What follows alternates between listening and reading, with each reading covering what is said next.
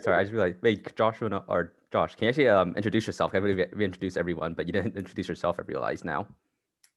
Oh, sorry. Sure. No, you're fine. I'm, Yeah. I'm Josh. I'm a professor at Yale in cognitive science and philosophy. I mostly work in experimental philosophy. So basically, I was thinking the way things are going to work is that, I'm going to talk a little bit and I'm going to present the results of an experiment. And then after that, I assume it's not that people shouldn't like ask me questions in the way that you would if I was like giving a talk or something. Instead, we're just going to talk about it. So mostly what I assume people will be doing is not asking questions, but just giving their own ideas about what's going on in this experiment, what it might mean. Maybe people have criticisms or something. So you should just mostly be saying your own thoughts about this topic after I'm done. So the topic that I'm going to be talking about is this notion that people have of the true self, or something like who you really are deep down inside. So maybe, when you were in middle school, you liked certain kinds of music, but then later you found some other kind of music. And then you start to listen to that instead. You might think that your tastes change, but another thing you might think is that the thing you were doing before, the music you were listening to before, it didn't, that aspect of yourself, that musical taste you had, it didn't really express who you really were deep down inside. And then later, I don't know, when you were a senior in high school, you found this other thing that was really more in keeping with the self that you really had all along. So that by changing in this way, you weren't just switching in some sense, you were more fully expressing the self that you really had all along. And people seem to think in the same way about many other things, maybe your college major, your choice of career, your romantic life. There are these ways in which the things that you're doing in each of these domains can more or less express the person that you truly are. And sometimes you might feel there's certain things that you do or that you want or that you feel, but even though you did them or wanted them or felt them, you might think those things aren't the expression of the person you truly are. Some other thing that you felt at another time or did another time or wanted another time, that more expresses who you really are. So the thing we want to understand now is, what is this concept? How should we understand what it is that people even mean when they're saying this? What are people getting at? So two really common views that people have had about this notion, or two things that sort of first come to mind, are the thought that the true self is sort of the part of the self that you endorse kind of on reflection, or the idea that it's the part of yourself that comes out of your most visceral, kind of animalistic, emotional acts. So let's just talk about each of those in turn. So one thought you might have is that people can like just want certain things or just feel certain things as a result of certain appetites. But then sometimes you really think about it, you really reflect, you think it over, you think about what you truly want. And then when you really think and decide what you really want about something, and you use your reasoning, use your reflection, it's the thing that you ultimately decide is what you really want in those cases that expresses who you really are, what your true self really is. So maybe to give an example of that, suppose that you're addicted to some drug, you really want to have more of it. You just want like another shot of heroin or something. Maybe it's the strongest thing you want. You really want it more than you want anything else. But it might be that when you really think about it, when you really think about what's important to you in life, then you conclude that what you should really be doing is the exact opposite of that. You should try to get clean, like stop using heroin. That's the thing that you really believe in. So one possible view you might have is that in these kind of conflicts, when people's emotions are drawing them in one way or their appetites are drawing them in another way, but then when they reflect, they determine it's really this other thing that they really want in life. It's that second thing, maybe, the thing that they think on reflection. Maybe that's their true self. So that seems like a very plausible view. Let's consider now a second possible view. So another possible view you might have is exactly the opposite.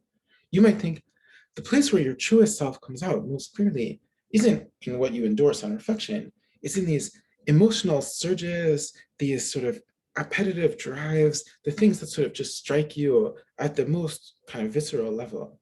So maybe you'd think, for example, when it comes to your romantic life, if there's something that you just kind of seems to you like it's what you should want, you believe that that's what you really should be doing, but there's something else that's just drawing you, that you just feel the power of it gripping you. You might think it's that second thing, the thing that's gripping you at this appetitive, emotional, visceral level that's really your true self. So you might think, for example, it's in those moments when you're like completely drunk or you're unable to think straight, maybe in those moments that your true self comes out most clearly. So I don't know, just to give you a sense for these two competing ideas, that it's reason and reflection, or it's your immediate emotions, I'm just going to sort of ask you a question, and then we'll just see what you think about this question. So imagine you're in college, you're trying to decide between two majors. Let's just call them X and Y, major X and major Y. And then there's two different parts of you that are kind of drawing you toward each of the two majors. So when you really think about it, when you reason about it, you think the thing that you should actually be majoring in is X. That's what you should really be doing. But just kind of on a visceral, emotional level, you're just immediately drawn toward Y and not at all toward X. So occasionally, as you're kind of going through life, you just find yourself, reading about Y, or just like doing problems about Y or thinking about Y. But whenever that happens, you just think, this is a terrible mistake. This is not what I should be doing. I should stop doing that. I should be thinking about X. So in that case, X is drawing your reason and emotion and reflection are drawing you toward X. This sort of emotion or just more uncontrollable appetites are drawing you toward Y. Then just intuitively, what does it seem to you as the person's true self? What's really your true self? Is the part that's drawing you toward X the part that's drawing you toward Y? So just to give you a sense of like this kind of question, let's just have a vote. So how many people think your true self is the part that's drawing you toward X? And how many people think your true self is the part that's drawing you toward Y? Okay, yeah, maybe this gives you some sense of what's going on in these cases. So it's a very difficult question. It's a question that philosophers have been discussing for a really long time. Even if you look back in the work of Aristotle, in the 10th book of the Nicomachean Ethics, he takes up this question. He develops a certain view about it. So he develops the view actually that ultimately who you really are is your capacity for reason. So we were interested in that question. How do people ordinarily think about this question? What are just people's ordinary intuitions about this issue? And our hypothesis was this. We thought it's not that people just think whatever your reason and reflection are drawing you toward, that's your true self. And it's also not that they think whatever your emotions or visceral appetites are drawing you toward, that's your true self. Rather, they have a slightly different view. It's that in cases where your reason is drawing you toward one thing and your emotion is drawing you toward other thing, other people will just think about which of those two things really is the good thing. So I don't mean whether reason is the good thing or emotion is the good thing. I meant suppose reason is drawing you towards something, let's call it X, and emotion is drawing you to something else, let's call it Y. Then when people are trying to figure out which of those two parts of you is your true self, then they'll just think about X and Y and which one of them they believe is actually good, which one is actually the good thing. So then the hypothesis is people think that ultimately your truest self is the part of you, the thing within you that's drawing you toward the good, that's drawing you toward what's good. So whichever part of you is drawing you toward what's good, in some cases it will be reason, in some cases it will be emotion, people will think that that part of you is your true self. Maybe putting it another way, suppose your reason is drawing you toward X and your emotion is drawing you toward Y. If some people think X is the good thing and Y is the bad thing, those people will think your reason is the part that's drawing you, that's your true self. And if other people think Y is the good thing and X is the good thing, those other people will think that in that case, your emotion is representing your true self. So that's the hypothesis. We did a whole series of studies to test this hypothesis. I'm just going to talk you through one of them. So in this, for one particular study, we gave participants a vignette about this guy, Marc Pierpont. Marc Pierpont's actually a real guy. And so we gave them a story of this real person, Marc Pierpont. So years ago, a really influential figure in the evangelical movement to kind of cure gay people of their homosexuality. So he would travel the world preaching to people this message. So his message was that homosexuality is a sin, but that you can be liberated from it through the power of Jesus. So through the power of prayer, you can be liberated from this sinful impulse. And Marc Pierpont would travel around giving people this message, but Pierpont had this problem. The problem was that he himself was actually gay. So he was himself very drawn toward other men. And then he recognized this as part of his personal struggle. And that was like part of his preaching, that he would tell people, I myself have these impulses and I myself struggle with these impulses and I try to have found redemption from them through prayer. So then the question is, consider this belief that he has, that Pierpont has. It's this belief that homosexuality is a sin. And now here's the question, is that part of his true self? His belief that homosexuality is a sin, is that part of the real Marc Pierpont? Or would you say that's not part of his true self? If he could just get rid of that belief, then he'd be able to more fully express the person that he himself really truly was all along. So maybe just think about it for yourself for a moment. So imagine Marc Pierpont, he stayed exactly the same, except for he just lost that belief. So he's just the same as Marc Pierpont, he just lost the belief that homosexuality is a sin. If that happened, would you agree that he's then more able to fully express himself, the person that Marc Pierpont really was all along? let's just take a vote. How many people think that thing's not really part of his true self? If he could just get rid of that thing, he'd be able to more fully express his true self. And how many people think the opposite? That is part of his true self. Okay, great.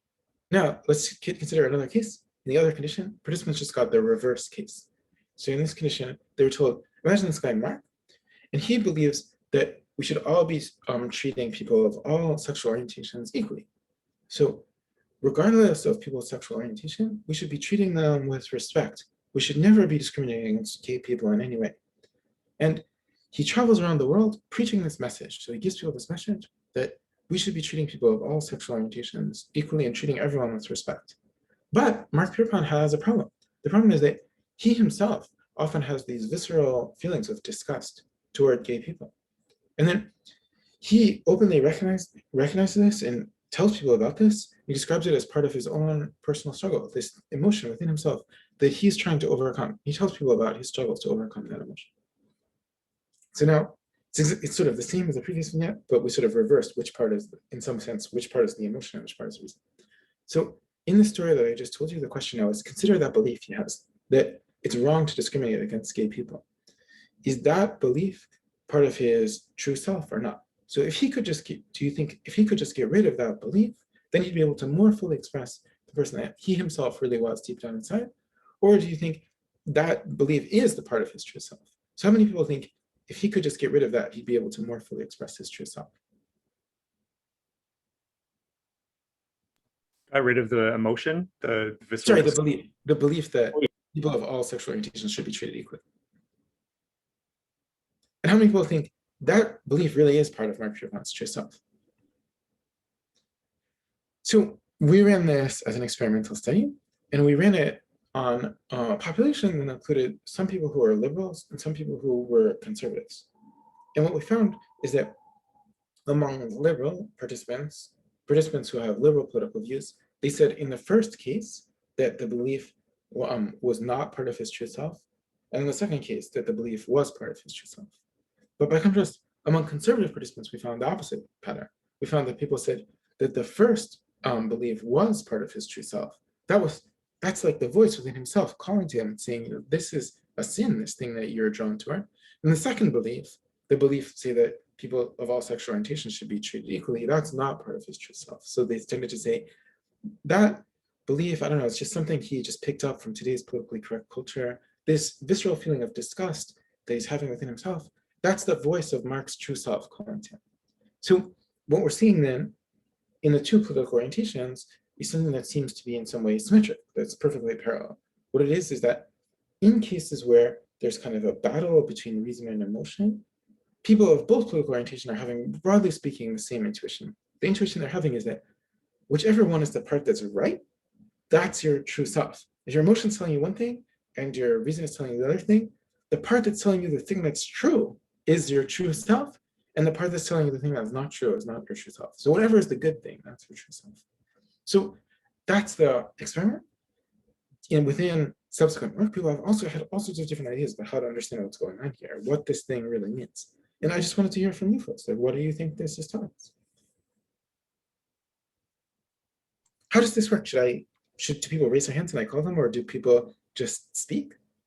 I think people can just speak. I was actually going to say something. Yeah, go for it. It seems as though if you're trying to find,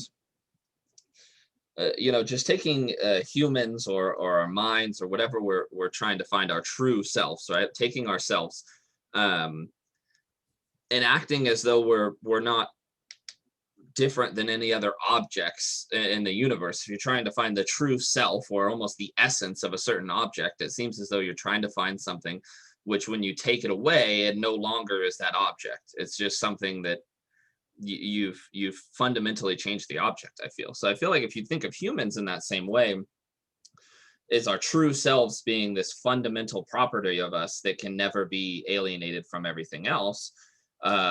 You have rationality and instincts seems as though you can take rationality away from a human and they would still be just as much of a human, right? But then if you take away instincts and this gut visceral feeling, it seems as though they're only operating upon rationality and reason itself. Maybe they turn into some sort of robot-like creature, and it seems as though they're no longer human. So I kind of have this feeling of, well, it seems as though, since you can take, this rationality away from a human and it's still a human, then the true self would intuitively be the instincts, that visceral gut feeling, unanimously, regardless of if that gut feeling has inclinations towards something that you deem as wrong or right or whatever. That's how I feel, just off the top of my head, at least. But I just want to say there's been a lot of work trying to connect this thing that we're talking about with exactly the idea that Kevin just had, the idea of which things are sort of essential to us, in the sense that if we lost them, it wouldn't even be us anymore. So I don't know, consider Kevin. Suppose Kevin has some good parts and some bad parts. And then suppose that Kevin lost all the bad parts, and now it was only the good parts of Kevin left. Then would that thing that was left still be Kevin? Now consider the other way. Suppose Kevin has some good parts and some bad parts, and now he lost all the good parts. So now the only thing that's left are the bad parts of Kevin. Would that thing still be Kevin anymore? And then in that kind of case, participants really show an asymmetry. I don't know if you feel it. Participants tend to think, if Kevin lost all of his bad parts, it would still be Kevin. It'd just be a more awesome version of Kevin. But if Kevin lost all of his good parts, the thing that's left wouldn't even be Kevin anymore. Indicating, like, in exactly the way that Kevin was just suggesting, that somehow, I don't know, the good parts of you are your essence. Your essence in the sense of the thing, such that if something didn't have it, it couldn't even be you. I like that. I like the experiment. I also like your response to Kevin. It's very interesting. My first sort of thought, and I guess thinking just more generally also about what the true self actually refers to. And it does seem to me like an ambiguous notion. So I think in the experiment, and maybe also in a lot of the literature on this, it seems like the true self is a stand-in for something like the ideal self, or something like that. So, the kind of being that really I should aspire to be. But that's different from what you might consider like the character of an individual. And that might also be something that could stand in for the true self. And so I think that there are lots of cases where, you can think of tons of cases where, people, it's like in interpersonal relationships where if your partner keeps doing something bad, right, you think, well, maybe this person does really have aspirations or something like that. Maybe they do aspire to be better than what they are. And that might be something like a true self. But there's this other true self, which has to do with the patterns of behavior that they are actually engaged in. And that seems to suggest that, there's some sort of stable character there, and that character is bad and I don't want to be with it, or something like that. And so I think that there are many cases where people do think that way. And it makes sense why they would. We try to predict and understand each other's behavior, right? We want to make sure that we can trust others, and that means that we need to have certain expectations. And so we want to see if people actually fulfill those expectations. And we're much more concerned in many cases with that than with what kind of aspirations, whether they're aiming at the good or not, like what part of them is aiming at the good. And so that seems to me like an interesting ambiguity. I'm not sure, exactly how that would fit. Anyway, I'm throwing that out there. So, yeah. Yeah, no, I find this actually really interesting, because I guess from what it seems, we kind of put our idea of what values are into identity for other people, whether positive, what our values are being, what positive and negative. But I guess I have two questions. Initially, out of curiosity, did you conduct this experiment also with moderates? I know moderates are kind of weird in like mattering which part of the state you are, and I assume you did this in the U.S. But you did this with Republicans and Democrats on the spectrum. But if you did with moderates, what do you think that would end up as? Because then they wouldn't really have one sway or other on what side identity they have. The question, like, if someone thought, I don't fully know the answer, but I'm just going to say something that comes out of our data that might give a good guess what the answer is. So suppose someone thinks, I don't really have a strong opinion as to which view is right. Like, someone says, for example, some people think you should discriminate against people of other sexual orientation. Some people think you don't. As for me, I just don't really know. I don't have a definite opinion. So then would they, in that case, go with reason or emotion, Yeah. there's some evidence that they would go with emotion. So the evidence is that it's not from looking at moderates in this specific study, it's just from other studies. And what that says is, what that evidence suggests is that there's this effect of morality that people tend to think the morally good thing is the true self. But controlling for that, there's also this effect that they just generally tend to think that your emotions are your true self. So I don't know if this is, so there's sort of two different effects. One is whatever the good thing, people tend to go with that.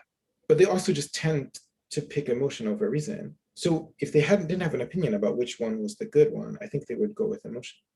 Then, so of course, in many cases, people will go with the reason in the actual world, but that's probably because in many cases, people think that what you decide on the basis of reason is actually the good thing. Like if your emotions are drawing you to do heroin and your reason is drawing you to get clean, well then it's not just a fair fight between reason and emotion, it's also that the reason's drawing you toward the good thing. So then people think that reason is the true self. But if you just said reason's drawing you toward one thing and emotion's drawing you to the other, but people didn't have any preference about which one's good, they tend to go with emotion. I don't know if that answers your question. No, that helps. Yeah, I was just kind of curious on that side. I already forgot my second question, but I'll probably bring it up at the future or something. Wait, awesome. We can come back to it. I had answered the reasons, well, I guess you could say the reason side for both of those, which I guess means that I'm just not even on the political spectrum. There's just no name for what I am, which is probably accurate. But more seriously, well, slightly more seriously, not really.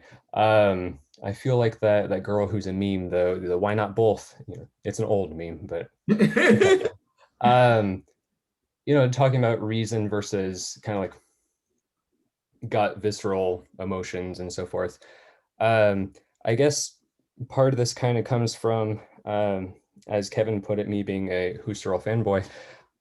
So Husserl and especially his student Dietrich von Hildebrand kind of overturned the faculty paradigm in terms of just intellect and will being like the two main driving forces in various schools of philosophy, those that still allowed some sort of faculty figure of the self or just the mind as a whole. But the way that they altered it was by introducing the third one, which was emotions, as you know, as a vital center of human life. And I think they recognized a legitimate phenomenon thereby. So anytime you are trying to get at this, you know, take what you can away until you're left with the single last feature of, you know, what it is to be a man or human or just person, rational being, whatever. I mean, I think emotions are still part of that just as much, just as essentially as our intellect and so forth. Maybe because I'm an American and I've kind of grown up in this watered down, you know, French Revolution type philosophy going through several stages, I probably err on the side of rationality a little bit more. But I think it'd be hard to say that, you know, the Hitler fallacy, I know. Hitler thought he was doing good, so therefore he's actually a good person, even if his actions and his emotions were extremely anti-Semitic. You know, I think there are definitely certain circumstances where you can't separate actions from deeply held, you know, ingrained beliefs about whether or not you were doing a good thing or not. So that was a very long-winded way of just reiterating the point that I think the two are, in many contexts, kind of inseparable. So whatever image of the self you end up with after that, who knows? But yeah, I can sort of say too, from what I had said prior of, you know, perhaps if you take away rationale or reason from a human, it would still be a human. I mean, maybe I sort of recant what I said. I mean, maybe at that point it would be some sort of humanoid beast, sort of, you know, perhaps reason and rationality and intellect is integral to what we are as humans. And similarly, if you take away, like I had said, emotions, it might be some sort of, you know, biological computer at that point, right? So it seems as though perhaps the true self is some sort of mix of the two, if that even is coherent, I guess, you know? well, it's very Aristotelian. The man who lives on his own is either a beast or a god, right? Yeah. Yeah, I think that's a really good point, Adam. I mean, I guess that suggests like a further question about How do people differentiate between these things if they do, right? They might have confused ideas about this, but yeah, but clearly this is an Aristotelian point, because for Aristotle, the emotions aren't just like these brute affects, right? They themselves are held to certain rational standards or shaped by certain rational considerations as well. And therefore they're reflective of reason. And so I wonder how we can distinguish between these and experience as well. Right? When is this an emotion that I can distance myself from? And when is it something that really does actually reflect my particular rational standards, my rationality? Yeah, it's a really good question. And also, I don't mean to like monopolize any sort of conversation, but at what point do maybe you seem to sort of be saying this too, Tom, but at what point do your emotions severely affect your reason and your rationality? And at what point does your rationality affect your emotions? Because as you had said, that Aristotelian idea is that emotions, or at least some of these emotions, are deeply rooted in our reason. And in what way could we say the opposite too? And that our reason and what we choose to do based on this rationality alone is deeply rooted also in our emotions, even if we don't immediately perceive it as such. Maybe it's somewhere deep down in there, and the fundamental building blocks of our reason is our emotions in the first place. I'm not really sure, to be honest, but Yeah, I think there's actually almost an example of this in some sense. Tom, I'm not sure if you remember, who was the person in the class, an evil who was a Nazi who did obviously murderous acts, but had to like push himself to do so, even though he actually really like felt for the Jews, but he was like, this is for a good cause or something. Oh, I mean, there are plenty of them. I'm not sure which one you're thinking about. I very bad Wizards mentioned it a few times, but there. Oh, go ahead, no. Josh. Sorry, in philosophy, we often talk about this one speech from Himmler, where he says that he says, I know that you might be experiencing these emotions, whatever, that's drawing you away from this. But then he starts to say this really Kantian stuff. You have to do what is right, even if your inclinations are drawing you toward doing what's wrong. And then, of course, what he means by that is you have to exterminate this whole race. That's in the Arendt book. So you are thinking of Eichmann in Jerusalem, Nick. Yeah, was it Eichmann? Maybe. Yeah, I guess it was Mike Eichmann. I feel like it was. I mean, it was in the book. It wasn't him, but it was him. Yeah. Oh yeah. Yeah, because I feel like this brings up a lot of dispositional versus situational issue in like social psychology. Although I guess not the same, but I feel like the dispositional part gets split in half in this situation between emotion and reason. But then some of that is also affected by the social aspects of things in psychology. But no, I find it incredibly interesting, especially if you look at it from like the ancient Chinese philosophy, Monks of Shenzhen argument, Hobbes Rousseau of human nature. Because this is pretty close to Mengzi in the sense of how he's watering plant. Yeah, Josh, do you want to say something? No, it's just super close, right? Yeah, I love it. I was thinking the same thing too, Nick, is that it seems as though if everyone thinks the true self is that which goes towards the good, what about those people? Which one was it in the group, Zungshi or Mencius or whatever, that said the opposite, that people have an inclination towards evil or bad? And it seems like if someone has that outlook on human nature, then they would have the opposite, saying, oh, well, the real true self is that which sort of aims toward the bad. Yeah, a conversation with my roommate's brother last night, because we were talking about he's gone to UCLA for Eastern philosophy or Eastern literature or whatever.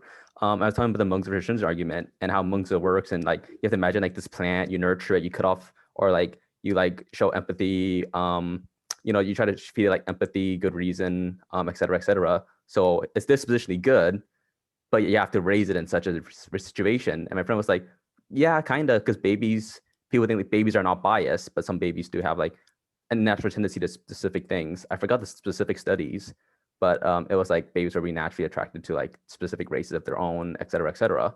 But yeah, so Mengzi, I didn't feel like was actually like Rousseau in the fact that human nature is good. It's just we picked whatever felt like was good, which was like altruism and whatever in a sense. I don't know if it's helpful, but maybe I should just talk briefly about existing studies about this how people feel about this kind of question. So obviously there's just differences in how much people think that other people are good. And then there are scales to measure that. Just, do you think people are good? So there are scales of misanthropy. If you're high on misanthropy, you just think people are bad. If you're low on misanthropy, people think people are good. So we ran a study in which we looked at people on both of these. We looked at this whole population that had different levels of misanthropy. So there were two different conditions. So in both conditions, participants were told, imagine this person, and she's caught between two things. Like part of her is drawing her toward what's morally good, part of her is drawing her toward what's morally bad. In one condition, people were asked, guess, what is she going to do? Is she going to do the good thing or is she going to do the bad thing? In the other condition, people were asked, which of these two things is her true self? So for the first question, you'll be unsurprised to know that the people who are low on misanthropy said, if she's caught between the good thing and the bad thing, she's going to do the good thing. And then people who are high on misanthropy said, if she's caught between the good thing and the bad thing, she's going to do the bad thing. So that almost just proves that there's nothing wrong with this scale. I mean, it just has to turn out that way. But then on the question, which of them is her true self, there was no difference between these different groups. People low on misanthropy and people high on misanthropy all give the same answer, which is that the thing that's drawing her toward the good thing is her true self. So the people who are high on misanthropy, they say that when she's caught between these two things, she's going to do the bad thing, but they still say that the thing that's drawing her toward the good thing is her true self.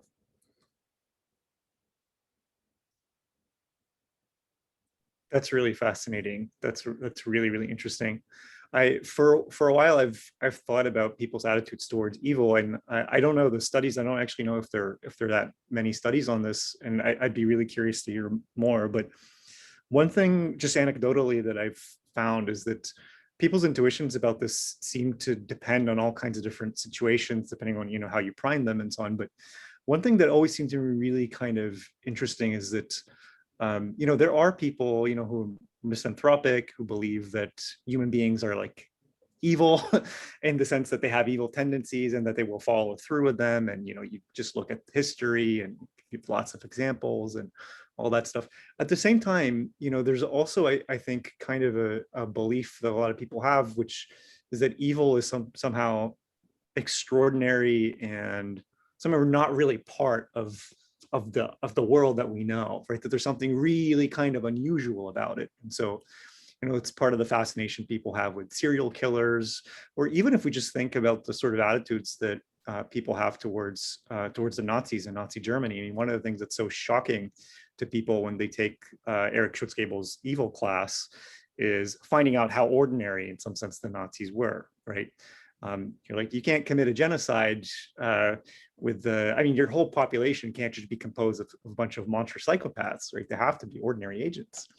And so you have to get them to comply with things that you would otherwise consider to be evil, and that you yourself don't know how anybody would be able to commit. And those two things seem like they sit kind of they don't really square with each other very well. And yet they do seem to, a lot of people do seem to believe something like this, like to believe that human beings are evil, and also that evil is something really, really rare and extraordinary, at least in the sense that they themselves are not capable of it, nor are their neighbors, nor are their friends, right? But those two things don't really seem to fit. And yeah, that's always, I don't know if there are any studies on this, but it's actually a really sort of interesting little problem that I've just found anecdotally. Yeah, I wonder if part of the difference between the folk notion of just doing terrible things, as many people have, and being evil, I wonder if it's partly that people's understanding of the normal way to do terrible things is that deep down you're good, but you just don't do good things, you do bad things. But to be evil is this other thing. It's to be in this special state where even deep down you're not actually good. And maybe that's what people think about serial killers, that they do bad things in a highly unusual way. The usual way of doing bad things is that deep down you're good, but somehow everything goes wrong for you. But that serial killers are in this other state where deep down they're just fundamentally not good. Yeah, it seems like from the study that you had talked about, where even a highly misanthropic person would believe that the good or the true self is that which leans towards good. It depends on the type of idea you have about human nature.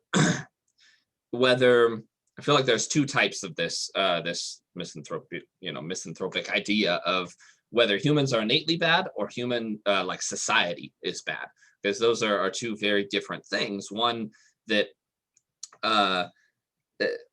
it's kind of a strange point where, okay, humans themselves are innately good, but when you get into some society with multiple humans together or many together, some sort of phenomenon happens where it goes bad, and it then teaches new humans, little babies and such, bad qualities, and it kind of masks over their innate goodness. But then there's others, I don't really know anyone, but they're probably out there that would just believe, no, humans are these innately born evil things that have a tendency towards evil. Seems like they'd have two different answers. That person who thinks humans are innately evil would answer that this person who did something wrong, that was their true self. But someone who thinks, well, humans aren't innately evil, it's just society sort of breeds evil and masks over their good nature, they would then be the ones to answer what you had said they did answer, which is, oh no, their good inclinations are still their true selves. Seems like two very different ideas of human nature that would sort of alter their answers, right? This thing that is coming out in our conversation is a really interesting one. That, I mean, various people do say these things, like that human nature is fundamentally evil. Like, just as people have mentioned, Shunza has this view that human nature is fundamentally evil.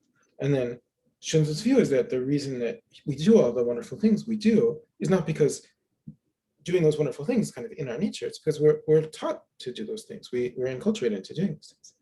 But then when people say stuff like that, I wonder if they really have the kind of view that Kevin is suggesting people almost never have. So imagine Shunza is faced with this person who's just always doing really wonderful things. And then, I mean, just for the reason Shunza says that people do wonderful things. I mean, this person was brought up in a culture which these ideas from the sages were like passed down to him, and he was just brought up and taught to do these things and so forth. Then would Shunza say, oh, insofar as he's doing all these wonderful things he keeps doing every day, he's not really expressing who he really is?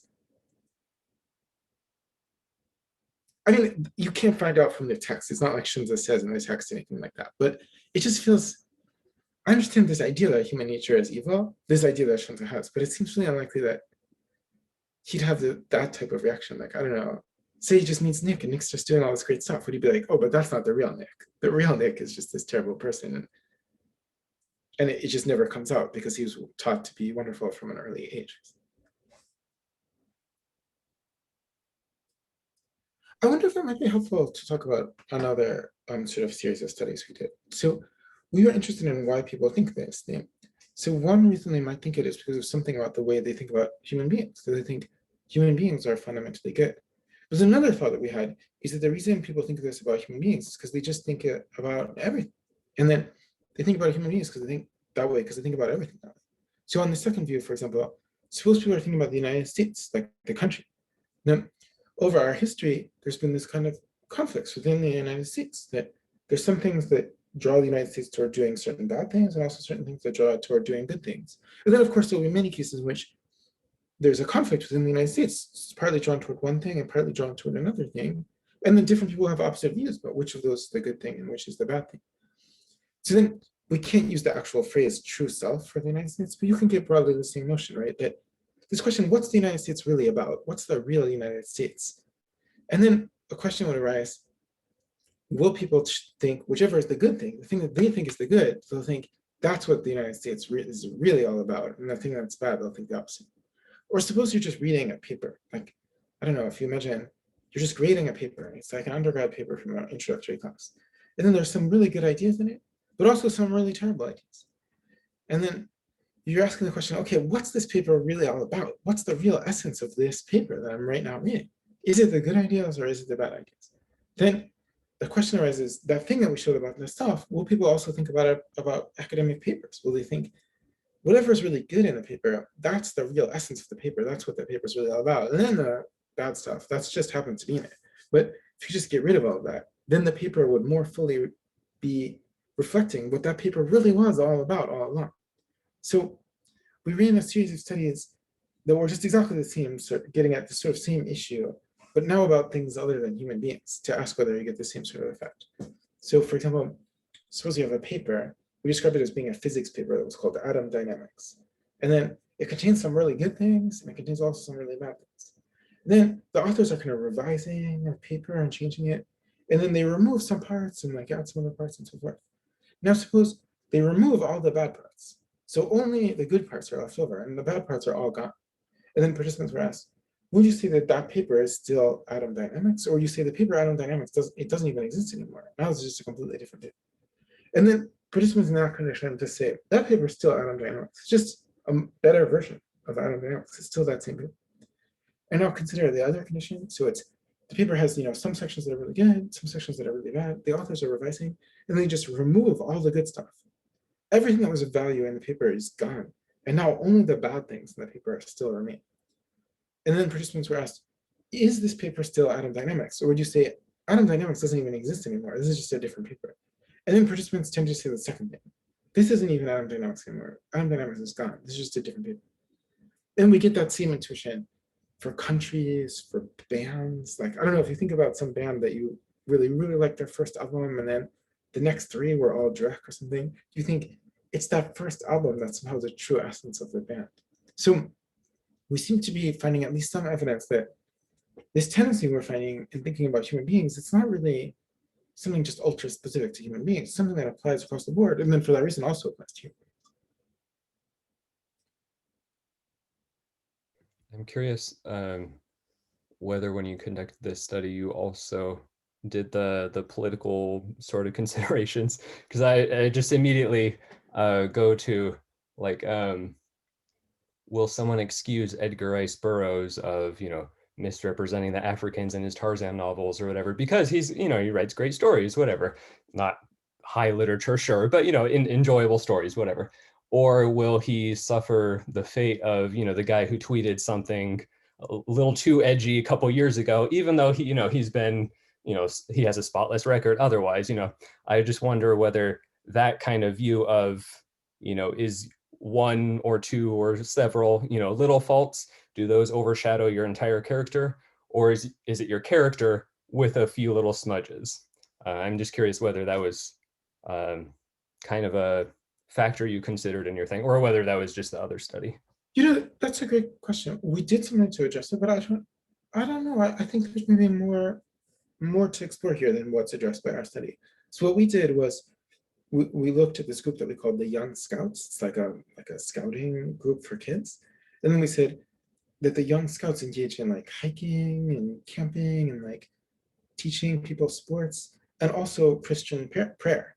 And then over time things change. And then they're still hiking and camping and sports, but they just get rid of the prayer part, just everything else. And then we asked, this thing that's left, is it really the Young Scouts? And then we asked that to liberals and conservatives, and the liberals say it's still the Young Scouts, it's just the Young Scouts without prayer. And then the conservatives say that's not even the Young Scouts anymore, that's just a different group. So that's basically just the thing we did before, but now applied in this new case. But I think that the question that Adam was asking is a really good one. Like if you consider, some racist, consider a novel from the 19th century, and suppose that it's mostly about love or something. But then there's just these racist parts of it. For example, just 5 pages of that novel. And then, according to the theory I was just presenting, people who are extremely anti-racist should think, that's not the real, that's not the true heart of what the novel is.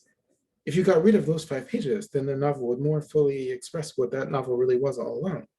But just like Adam says, I'm not really sure that's right. Like, I think it might be the opposite. The thing might be like, it's those 5 pages that are sort of the essence of the novel. It's just a fundamentally racist novel with just 525 other pages of other stuff that's not about like that one thing. I could really imagine people having the opposite.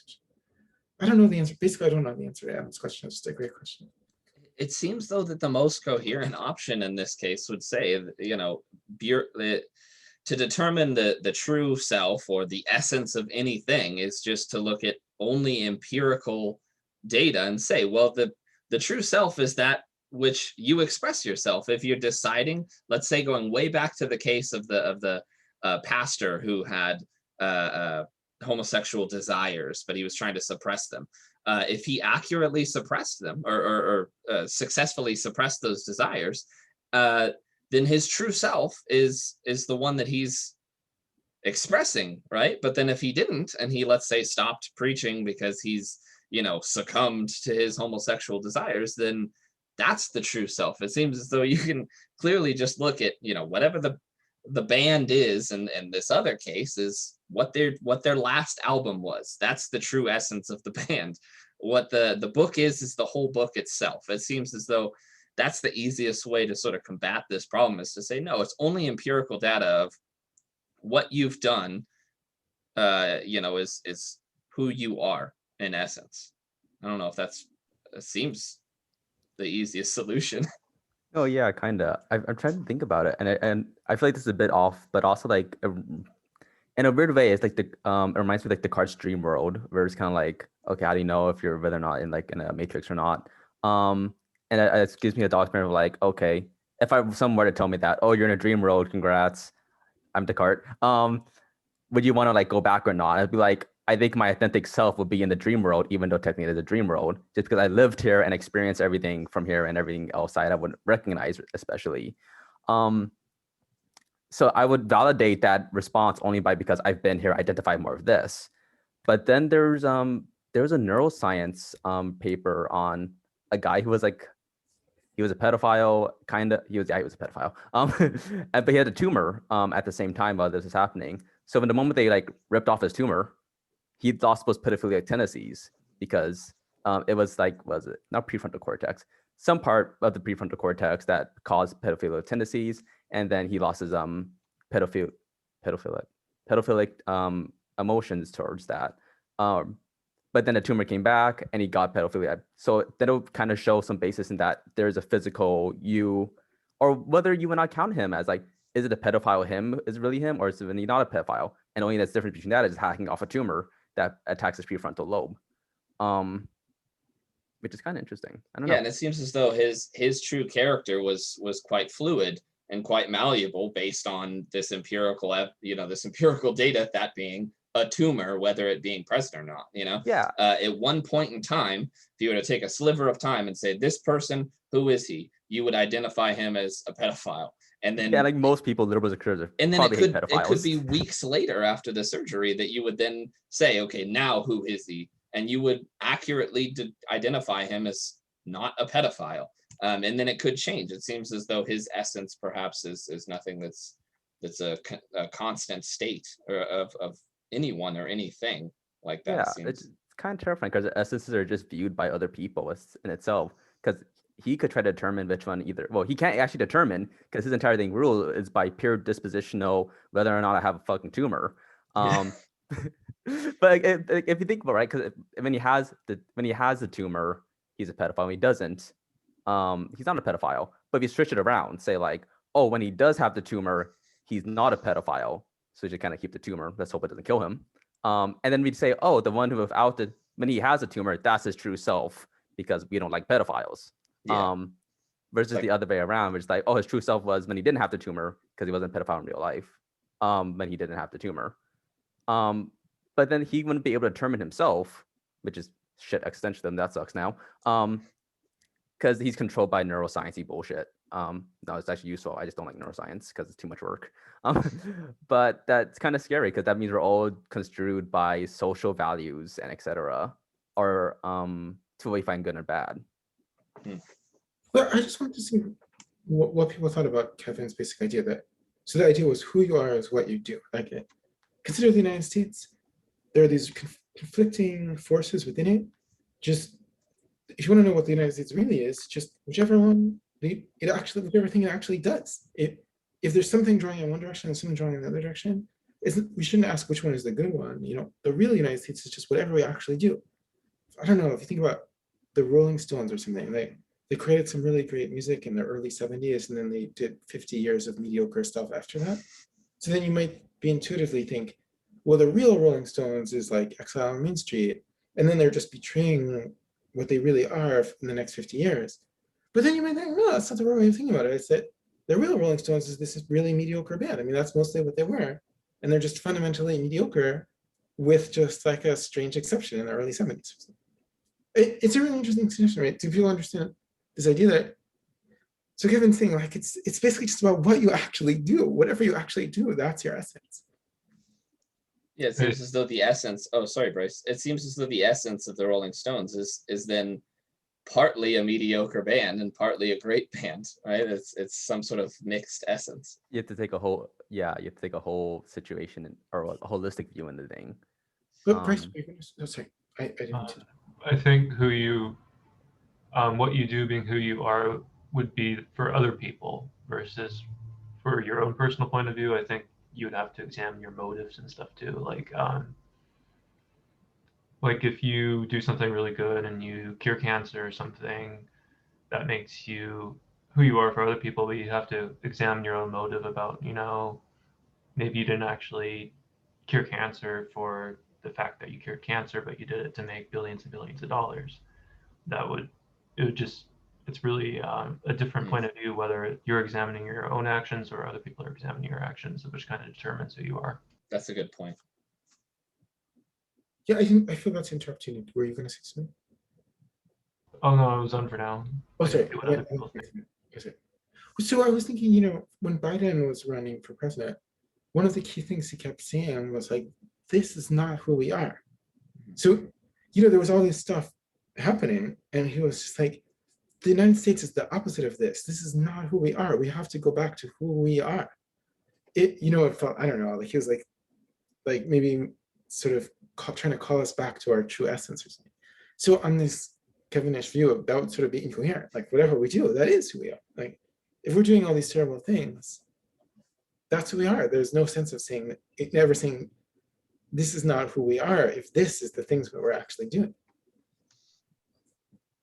Yeah, what makes the good parts that who we are, and then the bad parts not? It seems just, again, going back to the very beginning of people tending to consider the good is the true essence. You can say, oh well, look at all these things. People have a tendency to do that with religion as well, I feel, is they'll say, oh well, look at all this good stuff that, let's say, Christianity has done, but then one tyrant comes out and kills millions based off of the religious teachings, and they say, well, he wasn't a true Christian or something, and they sort of alienate them and say, no, the true Christian is that which is this good philanthropist or something, and that seems quite common. But yeah, you sort of have to ask the question, what makes that the true person, that which leans towards good? What's the difference between that and the person who did bad things? It seems clear it's a mix of the two.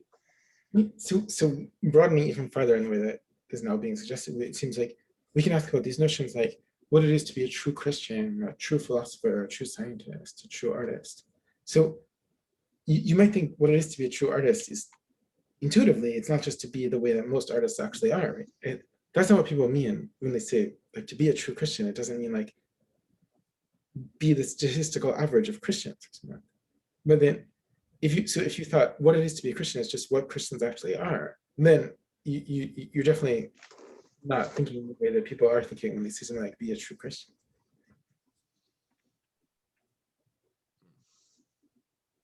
It seems like I like Kevin's suggestion. I think that it kind of comports with the way that I typically think, but at the same time, it feels to me like we're leaving out this other sort of dimension, which has to do with people's sort of aspirations, the way that they project themselves into the future. And so much of our life is about that. I remember when I started TAing, I remember I had a student who basically said, look, I can't get a C in this class because I am going to law school. And you're like, I mean, it's just kind of a funny anecdote, but you're like, you might not go to law school. But the thing is that, this is a person that's already projecting themselves into the future, something that we all do. We can't help but doing. It's a person who's already thinking, this is who I am, or, right? So it's like the Nietzschean idea, become who you are, right? This is already my essence. Now I'm going to realize it. And the thought is that, yeah, there's a kind of gap between maybe what we're doing at the moment versus who we're aspiring to be and what we're going to become. But we're always, the idea is that we have certain standards, right? Certain notions of the good, certain things that we value. And what we aspire to do is to realize those things in our lives. And those are the things that we supposedly identify with. And they might come apart from what we're actually doing, how we're actually living. And so I feel like both of these things seem like they matter, especially when it comes to how we determine or how we make judgments about whether people are what they're doing is a reflection of their true self or not, or whether what a country is doing is a reflection of its true self. What's interesting about the case of the country, and I mean that you mentioned Biden, I think that's really fascinating. And my first thought when you were talking about that was like, make America great again. And in some ways, I mean, Biden is saying the same thing. I mean, the thought, right? I mean, the thought of restore the soul of the nation, or, you know, this is not who we really are. It's the same thought, right? It's the same exact thought. So the thought is that there is this essence and it's lost, and what we need to do is we need to recover it. Yeah, it's fascinating. That makes me think that that you can get people to have different intuitions depending on what's at stake. Wait, So, that's it. yeah, and just to finish the thought, so one of the really interesting things that happened after Trump got elected is that you really did see a lot of these critiques of the Make America Great Again motto. And one of those critiques was, when was America great? And you can always point to something really screwed up in American history, because let's face it, I mean, it really is all screwed up. And yet, I mean, now I'm not sure, like, if depending on who's in power, what's at stake, you might get to completely different set of intuitions and be like, no, it was always great. It was always on the right path. It was always on the path of progress, right? All that stuff was always there. That's who we really are. Thank you. So that was a really inspiring note, maybe for us to conclude on. I agree. It was really wonderful talking with the six of you. It was just fantastic getting a chance to meet you. Oh, Yeah, thanks, thank Josh. you. Love being here. Yeah, thank you so much for giving us some of your time. I know with the time difference too, I'm sure it's getting a little bit. You're East Coast, yeah? Yeah. Yeah, okay, so it's probably getting a little bit late. But yeah, so thank you so much for giving the club some of your time. I really appreciate it. I do want to just double check. We did record this. Is it fine if we post this on our website with you, Josh? Yeah, sure. Awesome. Well, thank you so much again for your time. Thank you everyone too for coming to the club today. Thanks, Josh.